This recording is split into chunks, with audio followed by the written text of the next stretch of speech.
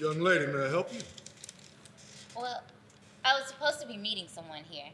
Where? There. Here? Yes, there, on the bench. Well, let me get on up then. I'm here out of habit more than anything else. Oh, no, please, don't get up. It's no bother. I just come here every Tuesday before I get my morning cup of coffee. Really, it's no problem. Please sit.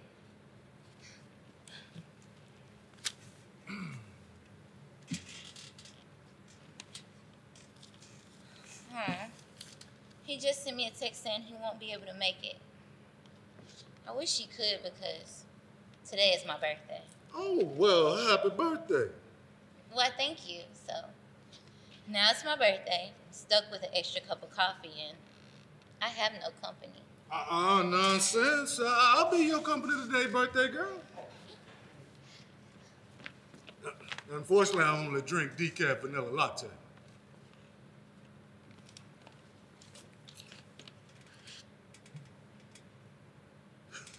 Decaf vanilla latte. Well, just what the doctor ordered. Or the bishop. Well, how did you know I was a bishop? Are you kidding me? Just by the way you carry yourself. I could spot a man of the cloth a mile off. Ooh, a mile off, huh? Well, as close as we're sitting, it shouldn't have been hard to spot me, huh? Well, I've been closer. Excuse me? Oh, I just mean, I dated a minister before. A guy in divinity school, actually, while I was in college. Oh, you must think I'm sure you don't even know what to think. Can we start over? When I first met you, You knew I was a bishop. Yes, a dead giveaway.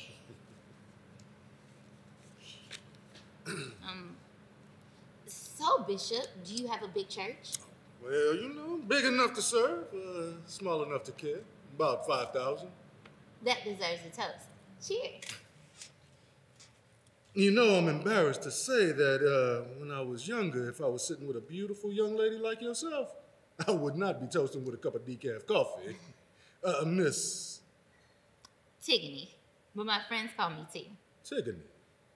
That's a nice name. How do you spell it? Capital T-I-G-O-N-I-E. That's a pretty name. How did you come about that name? Well, it's a name of self-discovery. I adopted it when I first came into knowing who I was and how I got into this world. Oh, that's good. Everybody needs to know who they are and where they come from. And I'm going to tell you something, though, Miss Tigonie. It's Greek to me. Oh, the names you young folk call yourselves. Oh, but yeah, if I was in my youth, you'd be in trouble. Yes, sir. I bet you were something back in the day, Bishop. Was something. Oh, Miss Tigonie, Miss Tigonie, Miss Tigonie. Look, don't let this little snow on the rooftop fool you. There's plenty of fire in the house down below. Oh, let me stop before I get us both in trouble. So what do you do, Miss Tigonie? I'm a psychologist, Bishop. Psychologist? Girl, you don't look like you out of school yourself.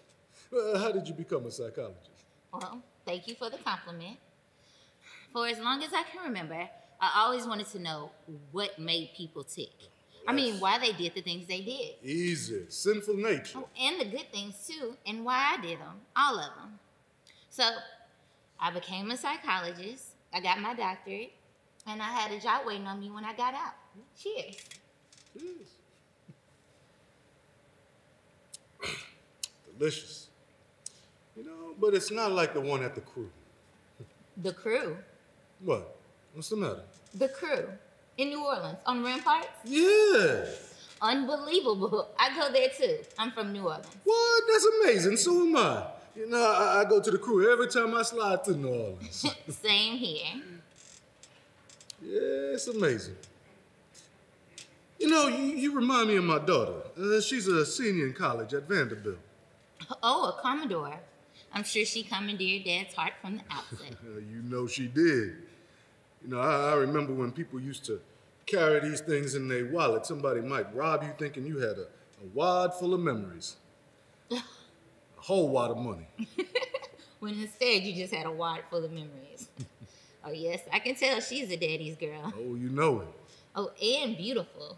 Oh, I bet you someone would be in, pardon the expression, Bishop, deep doo-doo if they ever thought about mistreating her. Oh, well, hell hath no fury like a father is seeking revenge for his daughter. Pastor, really? Hey, it's one of the 7 deadly sins, messing with daddy's little girl. Wouldn't it be nice if all guys felt that way about every man's daughter, as if they were their very own? Look here, daughter. First, you don't mind if I call you daughter, do you? Why no, sir? You know, something as simple as that. You saying no, sir, instead of nah, lets me know you were raised right. I mean, that somebody took time with you and didn't just abandon you to grow up like a weed. You know, I'd like to meet your parents someday, by the way. See, that's how I raised my daughter. And I'm sure your daddy, just like me, would kill any dirty bastard, who even thought about messing with his baby girl. Ooh, not the bishop. Look, there is no remorse, no forgiveness for anybody who transgresses against daddy's princess. And look, I got a story to sum it all up for you, all right? So there was this guy. He was sitting in the bar, and he had his elbows leaned up against the counter and his fist curled up and his face in his fist. And he was looking sad and drinking drink after drink. And the bartender kept walking by and he kept seeing him and started to feel sorry for him. So he walked over and asked him, "Man, are you all right?" The guy looked up and said, "I was dating this beautiful girl, a preacher's daughter. We got into an argument and I hit her." The bartender said, "Oh, man, if I was that preacher, I'd have cut your junk off." Man lifted his head, opened his fist, bloop, bloop. Ooh, Oh, I'm sorry. Hey, you sure you didn't spike this coffee? Well, at least not with alcohol. Well, why not? Yes, you are crazy about your daughter, and I'm sure she's just as crazy about her daddy. She better be as much money as I spend on her. And what does the queen have to say about all this? Oh, well, that's a long story, but suffice it to say, we had to leave the queens behind. See, I was trying to teach the family to play chess, and she was content playing checkers. Me and baby girl had to move on. So, what is the little princess going to be? Anything she wants, anything I can afford. And if I can't afford it, I'll find a way. But I think she wants to be an attorney. Talks enough, just like an old man, wouldn't you agree? Hey, don't answer that. So, Miss Tigonie, why did you become a psychologist anyway? You know the profession as a whole doesn't believe in God. Bishop, I know some Christians who don't believe in God. Oh, touche, Miss Tigonie, touche. But see, those Christians aren't real Christians. They're pretending to be Christians, heathens. But everybody makes mistakes from time to time. Wouldn't you agree? About what? People making mistakes. Christians or heathens? Well, both. I mean, that's why nobody can judge anybody else. Bishop, is that biblical? Oh, you know it is. Judge not, lest ye be judged. Even for the most horrendous of crimes? Even for those. See, only God can judge. I know they didn't teach that in psychology school. Ooh, touche, touche. Cheers. Drink up. Now.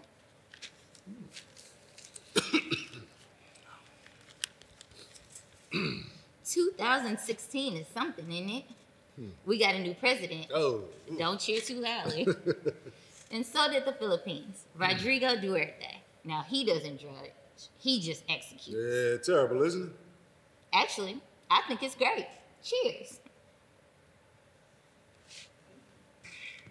I mean, the only good drug dealer is a dead drug dealer. What, you don't agree, Padre? Please, call me Bishop. And no, I don't agree. I mean, everybody is able to change. Able to change? Mm-hmm. Within every person, there's the ability to change. Now, Bishop, is that biblical? Mm-hmm. I mean, can a leper change his spots? Or an Ethiopian his skin? Or a dog his ways, I always like to ask. Yeah, but we are not talking about dogs. We're talking about men and women. No, we're talking about men. And all men are dogs. I'm sorry, most. Everybody is entitled to their opinion based on their past experiences, even if I don't agree with it. The opinions or the experiences? I mean, well, the opinions, of course. I mean, how could I disagree with somebody's opinions? Does it bother you that I'm so opinionated? I know a lot of guys don't like that in women. I raised my daughter to be opinionated. I mean, if she is going to be a good, great attorney, opinionated is going to have to be her middle name.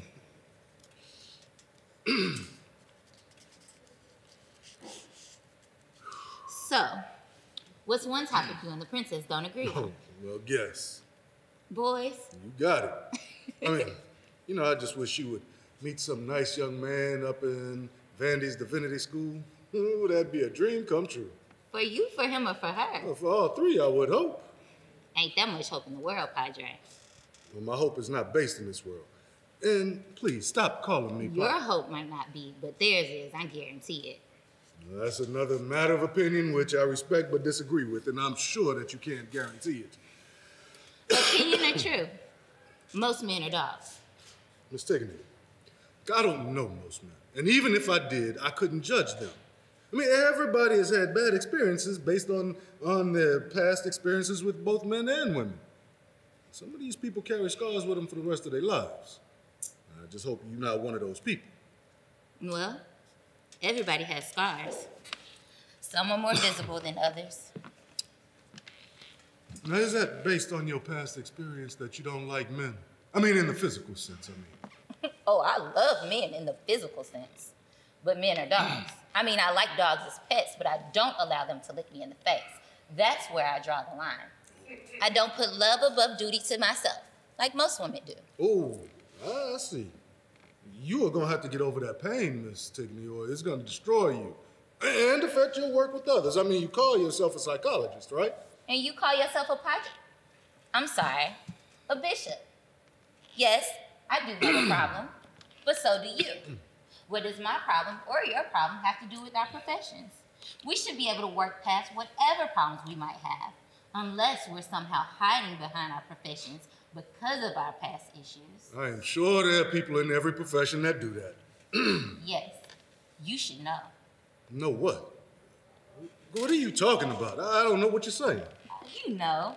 I mean, pyromaniacs become firemen, pedophiles become teachers, psychopaths become police officers. Yes, I do believe you know what I'm talking about. I don't know what you're talking about. I think you're barking up the wrong tree. Is that your way of calling me a dog? What sins are you hiding, Padre? Look, that is not my name. I am neither a Catholic priest nor your father. True, you're not a Catholic priest, although your actions would have put the worst of them to shame. Look, you don't know me. But I do. As I said before, I'm from New Orleans, just like you. But you got here to Memphis about 25 years before I did. But I had some business to take care of before I got here. Growing up, I always wanted to know who I truly was, since I never knew my parents. You see, Bishop, I was one of those dumpster babies that you hear about. But I was one of the fortunate ones. Somebody heard me crying through the hum of the truck, about to load me and the other trash into the compactor. That was the man who eventually adopted me, him and his wife. And they sent me to school and church. Oh, I love them just as much as they love me. But I had to find out who I truly was. It took me a while, but I figured it out once I went through the proper channels.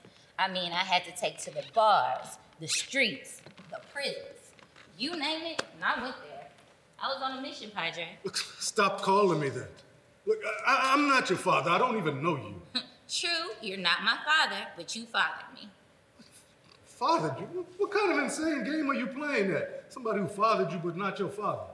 Look, how did you even become a psychologist? You need a psychologist. The same way you became a bishop, Padre. Stop calling me that. Padre?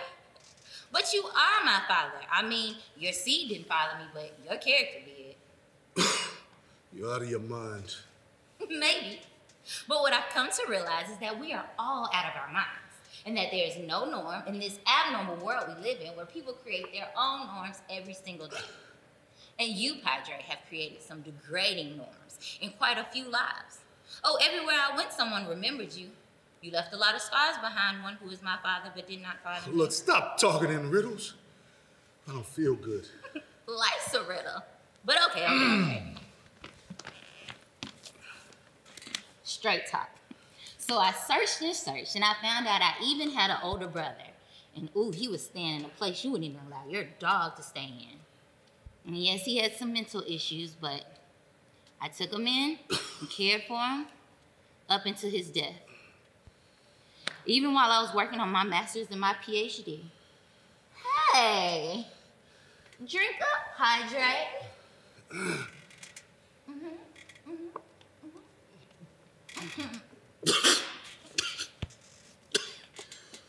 It's my birthday. Don't you want to wish me a happy birthday? Birthday? Might have been better had you been aborted. Up until today, I might have agreed with you. Oh my goodness, every single day I woke up, I wanted to be dead. Every day up until today, because today is my rebirth day. It took me a while, but I finally learned to love, acknowledge, and celebrate who I am, despite the circumstances that placed me here. Barely move. I gotta get out of here. Your wish is my command. 30 years ago, I was born. But 30 years, 8 months, 26 days, and about 2 hours ago, I was conceived. Now that day is most important. Why? Not just because my mother was on crack at the time, but it was because of how I was conceived. You see, there were a lot of crack mothers having babies at the time due to scumbags like yourself that would get them hooked and take advantage of them in every way. And I do mean in every way. Sometimes just for sport, right, Padre? I don't know what you're talking about, and I don't go by that name anymore. That's in the past. I've been forgiven for that. You've been forgiven? But what about the lives that you caused that can't forget? Did you ask them for forgiveness? It's not that easy. You don't just get to walk away with a clean slate. It doesn't work like that. What did you put in my latte? 2 sugars for extra sweetness. Oh yeah, and a little tetrodotoxin. It might have been better had you been aborted. But if I had been aborted, I wouldn't be here to abort you on this very special day, now would I? Yes, now where was I? Oh yeah, my poor strung out mother and her 14-year-old mentally disabled son. About what father? Who knows? I mean, it could very well be you. I mean, they practically lived in the crack house. And there she was, begging for that rock, that last rock. I found this out from one of 2 people who was still alive in the crack house that day. Oh, she told me everything, Padre. I have been forgiven for that lifestyle. Lifestyle? Oh, you make it sound so fashionable, a lifestyle. But what about the lives you destroyed because of that lifestyle? Did you ask them for forgiveness? Who forgave you? I mean, did the mothers, the fathers, the sisters, the brothers, the grandmothers, grandfathers, cousins, aunts, uncles, did they forgive you? It's not that easy. There are relatives and friends still suffering years after for what you did. Even to this day, you and all these music and entertainment idols, you ruin thousands, if not millions of lives. You get record deals worth billions, making music, bragging about, and even glorifying how you destroy lives through drugs and prostitution. Lives with actual faces and names. Yes, Rodrigo Duarte is my hero, mass murderer of drug dealers. And I'm his emissary. That was then. This is now. That was in the past. I've done good. I am good. Let the past die. So anyway, after much research, I had found that you had come to Memphis because in New Orleans, you knew that a big drug bust was just months away and the police were hot on your trail. They were even calling in the FBI. So for you, it was either go to jail or get the hell out of Dodge. So you came to Memphis, and I came to Memphis too, years later, looking for you. But I had nothing to go on. Now, the last place I thought I'd find you would be the pool pit. The pits of hell, maybe, but never the pool pit. Ooh, it felt like I was hung down a Nazi war criminal. Well, one thing led to another, and then to another, until I was able to talk to enough people and put it all together. I remember a friend of yours telling me that you love the color purple, and you love to drive a Mercedes B-Class with your initials in the headlights. One day, I was driving through South Memphis when I got lost on what appeared to be a dead-end street. And there I saw it, this big purple church, which I thought was a pretty strange color for a church, I mean. And then I looked into that vast parking lot and saw a Mercedes B-Class with purple interior. As I got closer, I saw your initials in the headlights. Yes, I had finally found you. Oh, but this was only the beginning. I mean, I had to study your ways, your likes, your dislikes, where you hung out, what you like to drink, decaf vanilla lattes with 2 sugars. Oh, finally, I had you down pat, Padre. Hate that name. Why do you insist on calling me that? Oh, because that's your name. Pretty Padre, remember? Or sometimes just Dre, right? I mean, that was the name that you wanted your victims to call you. You were their Padre, their father. You provided for them. You remember the song? I'm your mother, I'm your daddy, I'm that pusher in the alley. Oh, you were all of them. You were the pusher man, the godfather with no God. I'm a new creature. Creature, maybe, but definitely not new. I mean, you hail from a long line of creatures throughout history, like Nero, Hitler, Mussolini, Papa Doc Duvalier, men who created death and death camps from Rome to Rwanda, and now modern-day creatures who push dust, weed, rocks, anything to get their victims to a soulless high to take them to the lowest pits imaginable. And in my mother's case, rocks. That last rock, you dangled it in front of her, making sport of it. And after she named one disgusting thing after another that she would do for it, you would say, not good enough. No. And then she would say something even more disgusting, and you'd say, not good enough. And just when you thought she couldn't come up with anything worse, she'd say something that made even the devil himself blush. And you would say, no, look, don't say it. Not good enough. So she slowly glanced around the room searching. This is after she offered herself to your friend, her strung out girlfriend, and even the mangy dog in the corner. Her once beautiful, now bloodshot eyes landed on her son. Her retarded, as you like to call him, son, and said, what about him? Even as strung out as she was, she couldn't bring herself to say anything but him. Damn you, demon. Damn you to hell. No, Bishop. I have already been damned. Now it's your turn. You and all these reform minions who send our people back into a much worse slavery from which there is no proclamation of emancipation. No, damn you for the dead and the already doomed you sent to a living hell.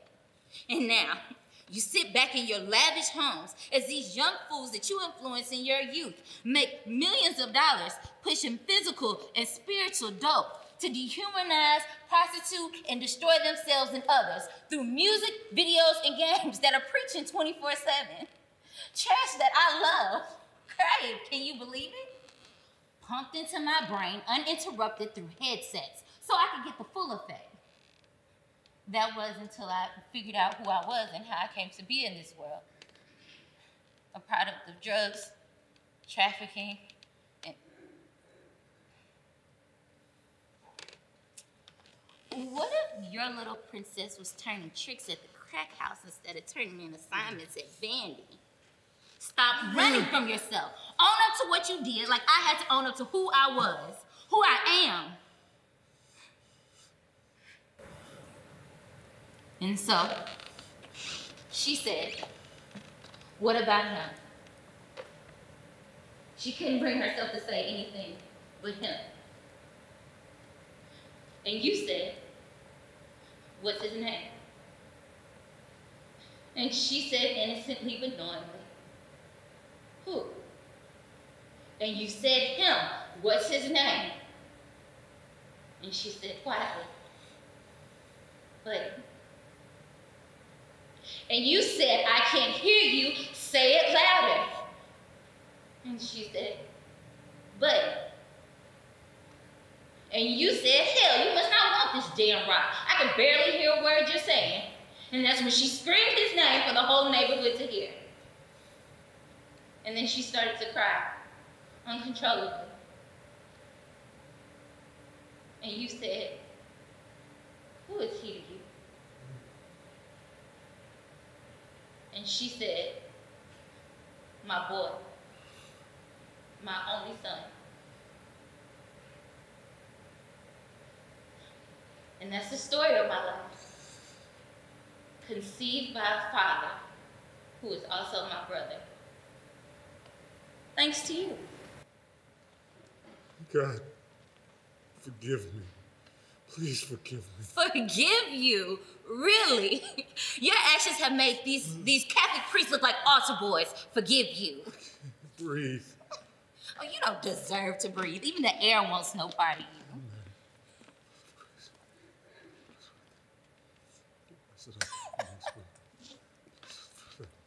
Yes, yes.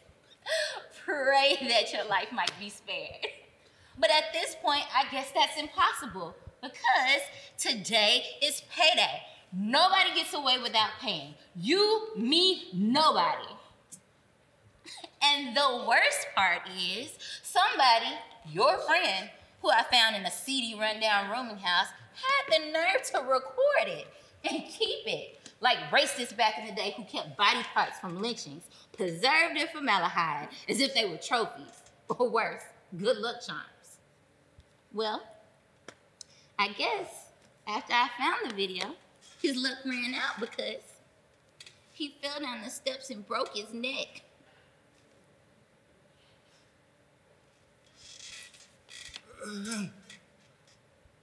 Hey, this is better than the movies. Oh, I don't want to watch it. Everybody has to pay. Everybody.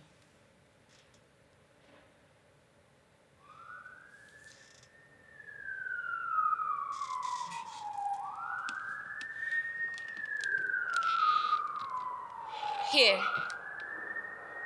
Right on time. Everybody has to pay.